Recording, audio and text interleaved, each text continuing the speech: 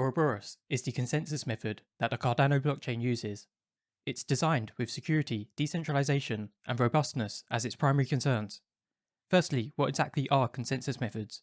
Consensus methods are methods used to reach agreement over something across a group of nodes.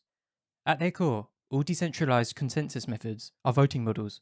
Ouroboros uses the same consensus method as Bitcoin of having the longest chain wins as its consensus method. In both Bitcoin and Ouroboros, every X amount of time, a block is produced by a block producer and added to the blockchain. As long as the block is valid, all nodes will add the block to their blockchain. There can be forks in the chain where multiple blocks are added which both reference the same previous block. In this case, whichever branch of the fork ends up longest becomes the winning branch. There is consensus among the nodes that any transaction that is in the winning branch is a part of the ledger. Whilst it may not seem like a voting model at first, when blocks are added to the blockchain, they are essentially voting for the branch of the fork that they think is the winner. Each block added to the blockchain is a voting consensus over what should be the winning branch. In order to prevent people from being able to spam thousands of votes to a fork that they want to win, which would reorganize which is the winning branch, a scarce resource is needed to limit the number of votes. In Bitcoin, this scarce resource is proof of work, but Ouroboros changes this to use the number of tokens each user owns, or their stake in the network. This is called proof of stake. There are two main ways to implement proof of stake: normal proof of stake and delegated proof of stake.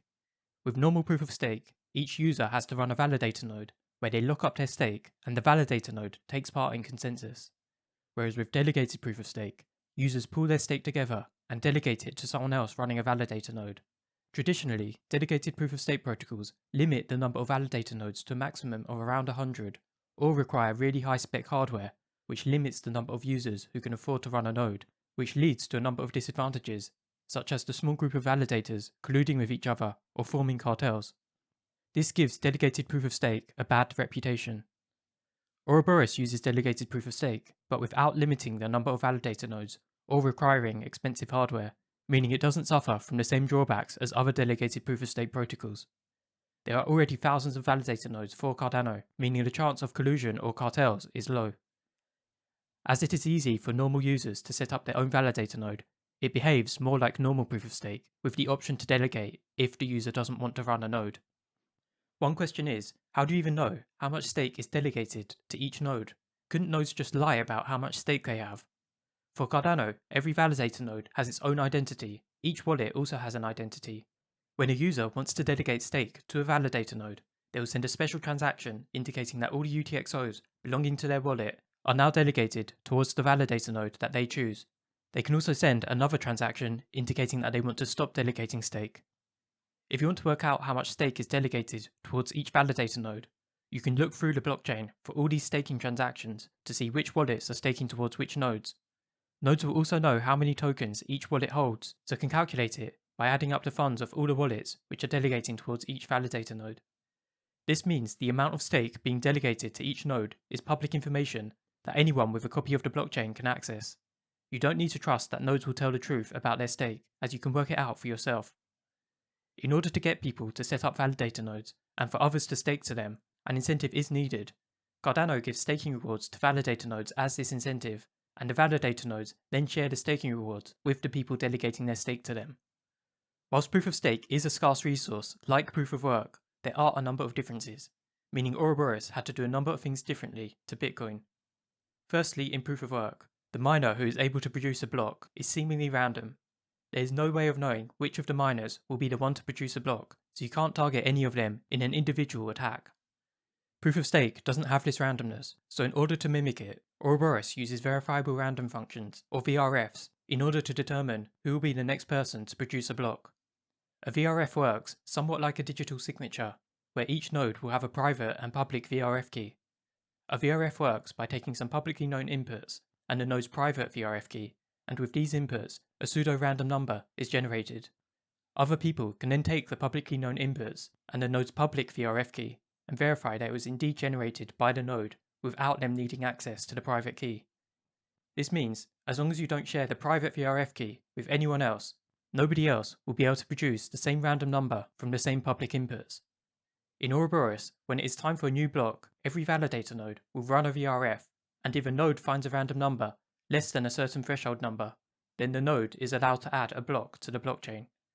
The winning node needs to include the VRF in the block so other nodes can confirm that the VRF is valid. Each node will have a different threshold number that they need to be below, and Ouroboros has weighted it so that the chance of a validator node finding a number below the threshold is proportional to the amount of stake it has delegated to it. The staking rewards a validator node receives is largely dependent on the number of blocks they produce, so they will want to produce as many random numbers below their threshold as possible. Another source of randomness in proof of work is the time it takes for a miner to mine a block. It takes a while for a block to be mined, whereas a VRF is instant. The way Ouroboros deals with this is by splitting time into time slots, which each last 1 second. The timeslot ID is one of the pieces of data that goes into the verifiable random function, meaning that every second, a node can run the VRF again to try and find a new random number. During every time slot, all the validator nodes will run a VRF. However, Ouroboros is currently set up so that only 5% of time slots will have a node find a random number below their threshold. This means on average a block will be produced every 20 seconds, but due to the randomness, it could be as short as 1 second or even as long as a minute. The randomness means there can also be cases where multiple validator nodes find numbers below their threshold. In these cases, they can both produce valid blocks and create a fork in the blockchain. By default, the next block producer will choose the side of the fork with the lower VRF number to add a block to. Seeing as all validator nodes need to know what the current time slot is in order to produce blocks on time, it is important for a trustworthy shared source of time to be available outside of the node's own clock, which may not be reliable. Currently, Cardano is using global time servers, which are pretty secure, but ideally a cryptocurrency shouldn't need to rely on a third party in order to run. Cardano also recognizes this problem and have a research paper called Ouroboros Chronos, where they suggest a method for synchronizing the node's clocks in a permissionless manner, but this has not yet been implemented at the time of this video. Another area where time is important in Ouroboros is for epochs. An epoch in Ouroboros is a period of time lasting 5 days.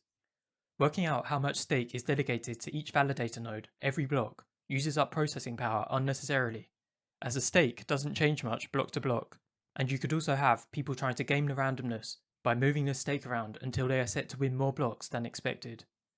Instead, Ouroboros calculates the stake delegated to each node once per epoch. The staking rewards earned by each validator node are also calculated every epoch. All the fees spent during the epoch are pulled together, along with a percentage from the Cardano reserves, which are unminted tokens, and distributed among the validator nodes, largely based on the number of blocks they have produced. The validator nodes then distribute the rewards they received among the people who have delegated stake towards them. Another important point about epochs is to do with the verifiable random functions. Pseudo-random numbers aren't truly random and can be predicted if you know all the inputs. A node can use the timeslot ID and their private VRF key to predict all the random numbers they will ever generate, so could potentially plan an attack around a point where they get lucky. To prevent this, the first 2/3 of the VRFs from the previous epoch are hashed together and used as another input into the VRF for the current epoch. This hash is unpredictable. Using it means the randomness going into the VRF changes once every epoch, so you can't try to simulate the random function too far in advance. So for a quick summary, every time slot, each validator node runs a verifiable random function. The random number generated is then compared to a threshold number, which is based on the amount of stake which is delegated to the node, and if it is lower than the threshold number, the node is allowed to add a block to the blockchain. Out of the blocks added to the blockchain, forks can occur, and whichever branch of the fork ends up longest becomes the winning chain. This is the general idea of how consensus is formed in Ouroboros. With these rules, most attack vectors are dealt with. However, there are still some attacks that are possible. One attack is an attacker creating their own alternate chain in secret. If the attacker has access to the private key of a validator node that has staked at any point in the past, they could go back to the point where they were staking and create a fork which doesn't include the transaction where they unstaked. In their fork, they would be the only block producer, as they can't fake the VRFs from other validators, so at first the chain would be almost empty other than their own blocks. However, over time, as no one else is producing blocks in their chain, the attacker would receive all the block rewards, so will eventually become the majority stakeholder within their own chain. Eventually, they will be adding blocks to their fake chain faster than blocks are being added to the real chain, as the real chain doesn't run perfectly, and there will be times where validator nodes go offline without producing a block, or there will be network delays, causing blocks to be accidentally skipped. In the attacker's chain, as they control all the blocks, they can have the chain run perfectly, and they could even try gaming the randomness by trying different combinations of blocks in an epoch to try and produce more blocks than expected. If the attacker's chain is then being built faster than the main chain, it will eventually become the longest chain, and the attacker can then share it with the other nodes to completely rewrite the blockchain from when they first created the fork. In order to prevent this attack, Ouroboros added another rule to consensus called the Plenitude rule. When a fork occurs in the short term, Ouroboros still uses the same rule as before of following the longest chain.